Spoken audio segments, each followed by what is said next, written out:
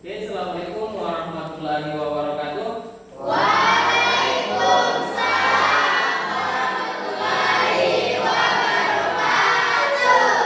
Selamat pagi. Bagaimana kabarnya hari ini? Siap menerima? Menerima apa tuh, Pak? Kalau siap menerima pelajaran, otomatis tasnya sudah tidak ada di selembarannya. Ya, kalau sudah siap semua, silakan virtual kelasnya memimpin doa.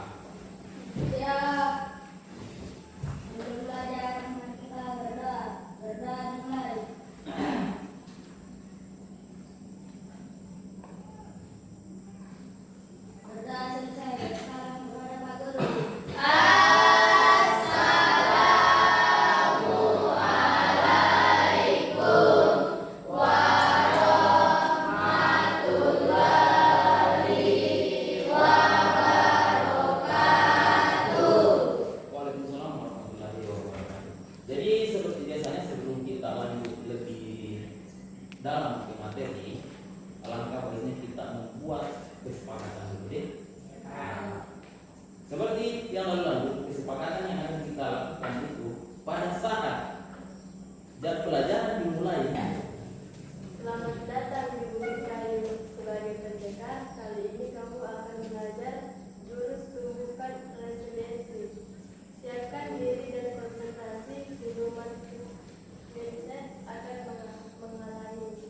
Lawan dan kalahkan siluman itu sebagai tanda kamu sudah bisa menguasainya. Nah, jadi di sini siapkan diri dan konsentrasi, siluman mindset akan menghalangi. Jadi kalian ini di sini sebagai pendekar, pendekar untuk diri sendiri. Dan jurus yang akan kalian pelajari itu adalah tumbukan resiliensi, yaitu daya lenting. Apa makna dari bukit kayu itu? Apa hubungannya dengan daya lenting atau tumbukan resiliensi? Apa maknanya coba? Dengan kayu itu sangat berhubungan.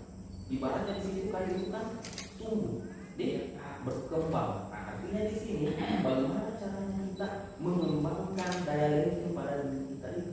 Jadi bagaimana caranya kita bisa bangkit setelah kita melalui berbagai cobaan, berbagai masalah dalam hidup ini. Itu artinya. Jadi permainannya seperti ini. Silakan buat menara.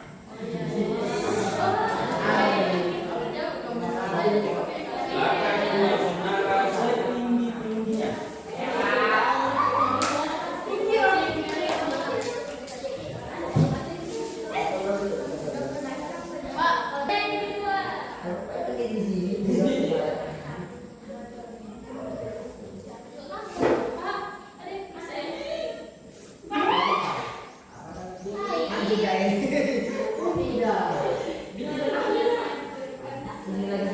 Apalagi? Apanya yang susah? Mungkin jatuh terus. Kira-kira alasannya jatuh karena apa? Hah? Deg-degan. Apalagi? Tidak bekerja? Tidak kerja sama. Setelah kalian membuat menara tadi, setelah jatuh bangun, itu adalah salah satu contoh. Apa yang kalian lakukan tadi itu adalah contoh dari tumbukan resiliensi. Jadi itu daya lenting. Nah, bagaimana caranya kalian menjadi manusia yang tidak mudah putus asa. Nah, jadi kalau ada yang tadi pada saat membangun menara, apa ini? Itu salah satu penyebabnya kalian tidak bisa membangun menara itu karena dibarengi dengan emosi. Dibarengi dengan emosi sudah emosi, tidak ada kerjasama, kan? Nah, sehingga terciptalah yang namanya putus asa. Resiliensi adalah kemampuan seseorang untuk bangkit kembali dan pulih dari kesulitan, stres atau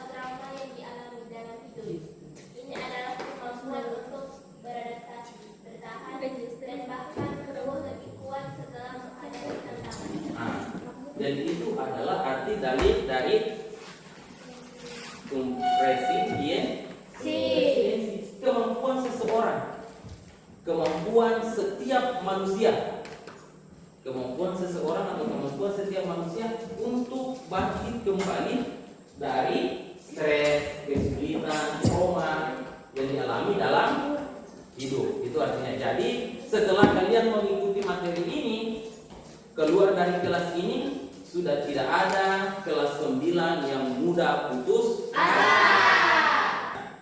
Kira-kira apa yang kalian dapat dari video tadi? Ayo. Semua pasti bisa. Semua pasti bisa, cuma kayaknya malu-malu. Kita punya keberanian loh, percaya dirinya ya. Ayo. Coba Fadilah. Apa Fadilah? Dari video tadi apa yang kamu dapatkan? Tidak mudah menyerah dan mau bangkit untuk bisa. Bagus, betul sekali. Siapa lagi? Kalau nanti lomba lari Busman coba. kalau percaya diri jangan gagal. Ya, ya. Nah, dari video tadi apa yang kamu dapatkan? Ya, ayo. Semangat. Kencang suaranya. Ya, tetaplah. Tetaplah berusaha. Ya. Terus Janganlah ayo. Jangan apa? Nah, coba. Tetap jangan berusaha. mudah menyerah. Sip. Walaupun tadi saya lihat dia ketinggalan jauh. Jun, luar biasa. Dia tetap mengejarnya karena di dalamnya dia selalu mendukung diri sendiri bahwa saya bisa mengejarnya. Betul sekali. Apa tuh? Dikasih apa, Busman?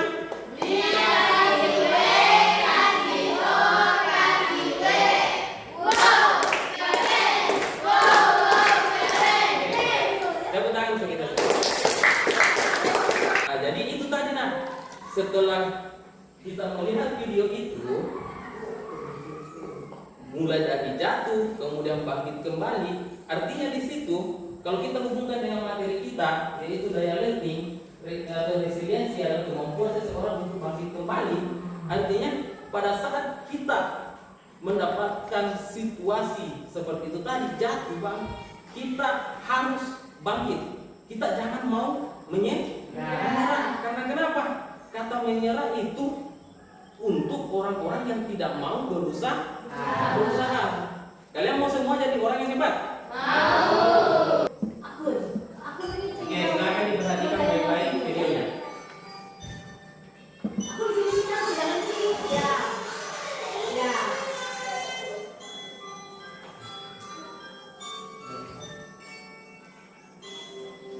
Kira-kira dari video tadi, apa yang kalian bisa dapatkan? Apa yang kalian pahami? Apa yang kalian bisa ambil pelajaran?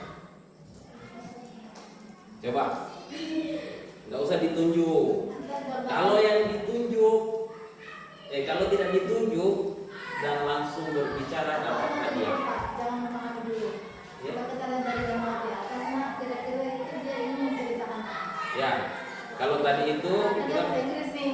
Kalau kita artikan dalam bahasa Indonesia maksudnya apa kira-kira? Menceritakan apa dulu? Dia ceritakan apa tadi? Ya. Hah? Apa tadi? Coba itu Punya dia apa? Dia Iya. apa? Ceritakan apa? Dulunya cara-cara. mengenai resiliensi. Itu sudah pasti. Tapi Ceritanya bagaimana? Ya. Tetap berdiri.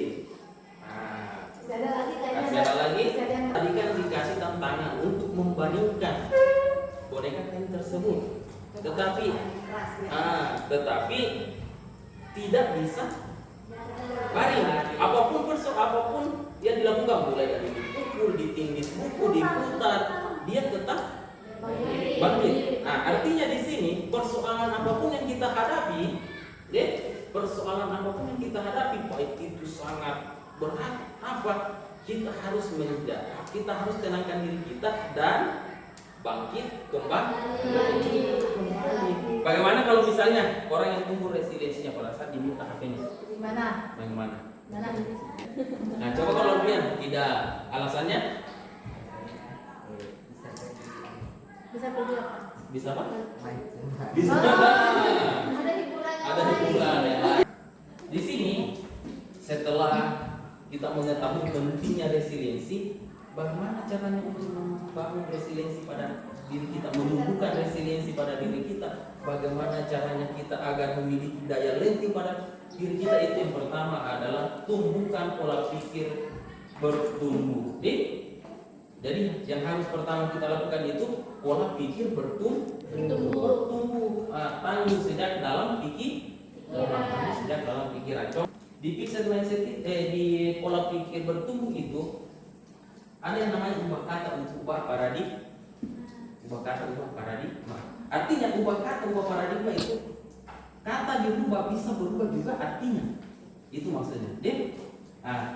Kesuksesan di sisi kesuksesan itu di fixed mindset, saya bisa sukses jika saya punya bakat. Tetapi kalau di growth mindset, saya bisa sukses dengan berusaha. Itu perbedaannya. Kalau orang yang fixed mindset nanti ada bakatnya baru sukses. Tapi kalau growth mindset dia bisa sukses dengan berusaha. Seperti yang dikatakan Carol S. Dweck tadi, bahwa kemampuan itu bukan bawaan dari lahir, tetapi dari latihan, strategi dan bantuan orang lain. Kalau misalnya kita ingin menumbuhkan resiliensi pada diri kita, yang pertama itu harus memiliki growth mindset. Yang kedua adalah merangkai kata yang menguatkan untuk kita. Artinya di sini merangkai kata untuk menguatkan kita. Kita harus membuat kata-kata yang bisa menjadi motivasi untuk kita sendiri. Kalau kita misalnya jatuh, itu yang kita tanamkan pada diri kita. Setuju tidak?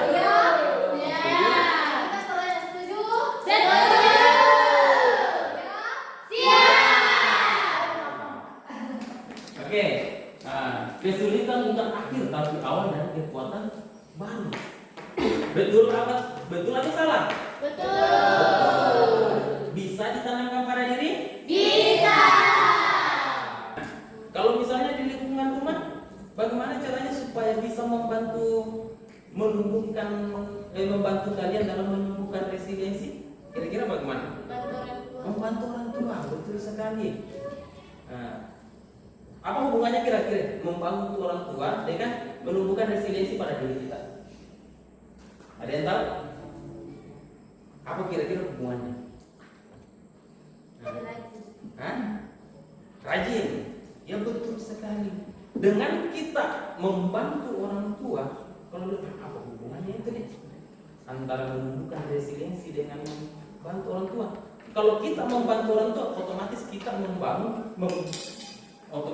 membangun kesadaran pada diri sendiri. Orang yang memiliki kesadaran diri memiliki daya lenting, memiliki menumbuhkan resiliensi pada diri sendiri. Seperti itu. Resiliensi yaitu ketahanan diri. Apa yang ingin kita bangun pada diri kita yaitu ketahanan pada diri sendiri. Ada beberapa yang bisa membuat ketahanan, yang bisa membangun ketahanan diri ini. Yang pertama itu ada yang disebut dengan positif perspektif, yaitu sudut pandang positif. Apabila kita memiliki sudut pandang positif, otomatis kita memiliki ketahanan diri yang kokoh. Bapak kasih satu contoh. Herul kalah bermain bola. Salah satu ini masalahnya. Herul kalah bermain bola. Bagaimana empati pada Herul? Kira-kira empatinya itu seperti ini. Empati untuk diri sendiri ini Herul. Saya merasa sedih karena saya kalah bermain bola. Itu kata empati. Kemudian pengakuan usaha. Tapi saya tidak sakit hati karena saya sudah berusaha. Itu pengakuan usaha. Perasaan yang ada pada diri kita itu, kalau misalnya kita lihat teman sakit pasti merasa kasihan. Itu perasaan yang tumbuh deh. Perasaan itu tidak perasaan belas sungkawa apa lagi seperti itu maksudnya. Pak. Assalamualaikum warahmatullahi wabarakatuh. Waalaikumsalam warahmatullahi wabarakatuh. Perkenalkan, nama saya Nurfadila dan teman saya Agus, Kamal, dan Afia. Kami dari kelompok 1 akan membawakan hasil diskusi kami tentang menguatkan diri. Saya persilakan kepada teman saya untuk membacakan. Buat usaha atau potensi. Masya Allah. Ya. Padahal saya sudah berusaha sebaik mungkin untuk bisa juara. Betul. Itu pengakuan. Itu Jadi apa? ini adalah pengakuannya mengaku dirinya bahwa sebenarnya saya sudah berusaha kan bisa begini. Jadi kita harus akui kita usaha lagi. Usaha kita. Itu artinya ya. Oke, kita Lanjut. Reframing atau perspektif positif. Ya. Mungkin saya kalah karena masih kurang berusaha dan belajar. Nah, Ya. dari di sini pertama kita harus mengakui kekalahan kita, kan? Kita harus mengakui kekalahan kita dan mengakui bahwa saya masih kurang berusaha. Usaha itu kita timbulkan pikiran positif di situ, bukan pikiran negatif yang kita timbulkan. Nah, bagaimana cara menimbulkan pikiran positif? Yaitu memikirkan hal-hal yang baik. Misalnya kalah tadi di bidang OSN. Nah, saya kalah bidang OSN. Mungkin saya masih kurang latihan, nah, sehingga kalah sama peserta yang lain. Assalamualaikum warahmatullahi wabarakatuh.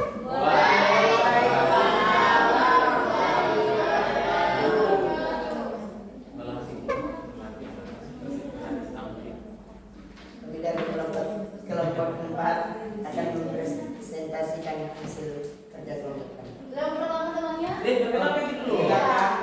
Nama saya. Nama saya Muhammad Yusuf dan rekan saya. Ini Karena Aisyah. Ya. Nurul Aulia. salah satu Iya. Permasalahannya adalah Fahri kalah bermain bola voli di Pangalengan. Ya. Perasaan Empati, empatinya. empati atau fondasi perasaan apa? Perasaan sedih, kecewa, dan beradu. Ya.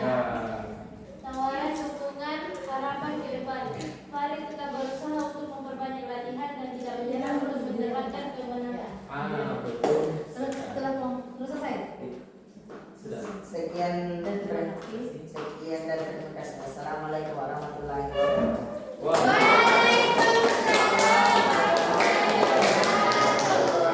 Jadi anak-anak sekalian, kalau misalnya kita menghadapi suatu persoalan, yang pertama itu kita kenali dulu perasaan kita. Bagaimana perasaan kita? Apakah kecewa apa, ya kan? Kemudian kita melakukan pengakuan usaha. Jadi kita akui usahakan. Setelah kita mengakui usahakan, kita munculkan pemikiran positif. Dan setelah kita munculkan pemikiran positif, yaitu penegasan nilai diri, langsung ditegaskan pada diri kita bahwa saya ini orangnya bukan orang yang gampang menyerah, seperti itu. Dan yang terakhir yaitu apa harapan kita ke depannya, tawaran dukungan. Saya akan berusaha lebih lagi, nah, dengan begitu tumbuhlah resiliensi pada diri sendiri.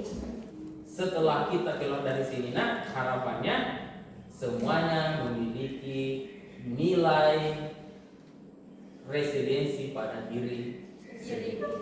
Jadi untuk hari ini sekian. Mudah-mudahan kita besok kita akan ketemu lagi di ruangan ini dengan materi kelola emosi. Kelola emosi. Jadi kalau misalnya pulang bisa buka-buka kisah di handphone apa saja itu mengenai kelola emosi. Kita akan bahas lebih mendalam lagi di ruangan ini besok.